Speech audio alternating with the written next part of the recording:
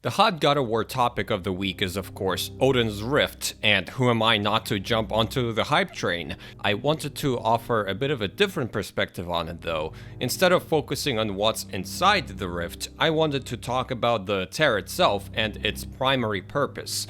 What does it represent and say about the characters of Odin and Atreus? I would argue that it is key in understanding the character and tragedy of the former specifically, but don't worry, I'll reveal what I think is in the rift later in the video, so keep watching because of viewer retention or something, or cause you like the video hopefully. Welcome to another page of the Midgard Chronicle, and this is what the rift means.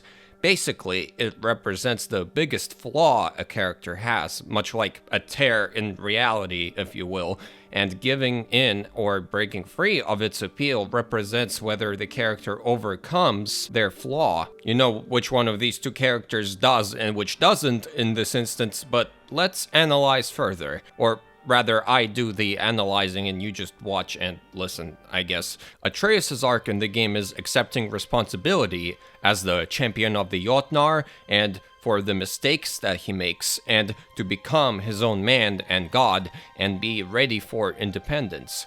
In short, it's an allegory for a kid becoming an adult. The rift suggests a suspiciously easy way out. All the problems would just poof away and Loki would not need to worry about anything, which is of course very dangerous and irresponsible. Getting all the answers and solutions at once is very tempting, but as Kratos rightfully mentioned, exacts a heavy price. And the rift is simply too good to be true and would take something terrible back as a result.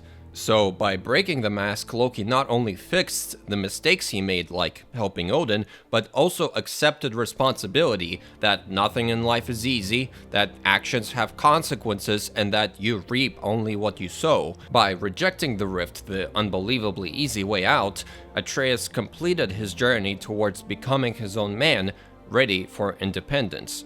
He overcame his flaw and closed the tear in his character, much like closing the real tear.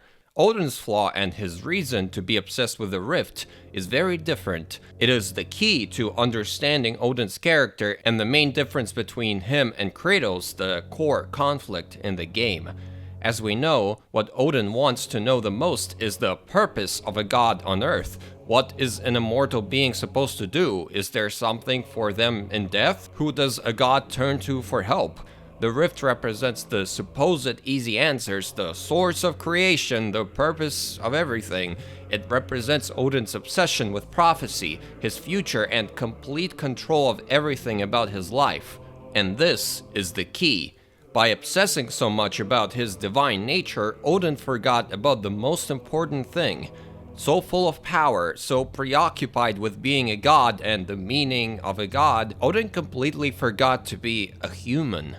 Look at Odin's relationship with his family. He sees everyone who surrounds him simply as tools to achieve his goals. You saw how he treats Thor, completely disrespects the death of his grandsons. He is upset about Baldur's death not because he's Odin's son, but because he had value. He was my best tracker, my closer. All Odin ever does is either prepare for Ragnarok or try to figure the rift out. And that very rift represents his greatest flaw. He looks for purpose, but he doesn't see that he already has everything he needs. As Faye put it, "Open your heart to the world as you have opened it to me, and you will find every reason to keep living in it." Look at Kratos. Despite the impending apocalypse and his prophesized doom, this is the happiest Kratos has been probably since before he became a slave to Ares. Why? Because he's simply enjoying life. As a human being, he has a home, a good friend, and a son who he loves. Odin and Kratos both know they're on the clock, but one obsesses over trying to prevent his death, and the other enjoys the most out of the time he has left. And this is Odin's greatest flaw. He has a family too, and he chooses to ignore love in favor of some prophecy that does him in at the end. Odin's greatest flaw is failing to see. What's a god's purpose? Who does a god turn to? The answer is the same for gods as it is for mortals. The purpose is to make the most out of your life. enjoy it. Turn to people you trust, people you care about. Kratos saw it, but Odin failed to. He obsessed with some divine purpose and his fate, when in reality, the answer was right beside him all along. And of course, as we know, he stuck to his obsession, to his flaw, until the very end.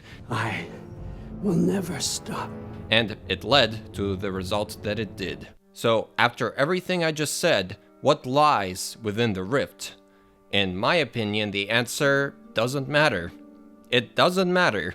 The rift itself is the point, and what's behind it is too vague and dangerous to matter. It's a metaphor, nothing more. We, as the audience, obsess over learning what's behind there, just like Atreus did, and we're supposed to let go of it, just like Atreus did. It doesn't matter what's there, it's not the point. But of course, it's not an answer you'd accept, so sure, higher plane of existence, it's Athena. Athena is behind everything, all the time, every time. Athena is the one who took that last slice of pizza. Athena is the one who walked too slow and the sidewalk was too narrow and you couldn't get past her and you just had to stroll along for a while too slowly. And yes, Athena was who your partner cheated on you with. It's all her, always her. Believe what you like. I shared what I believe. Hope you found some value in that. Thank you for watching, and see you next time.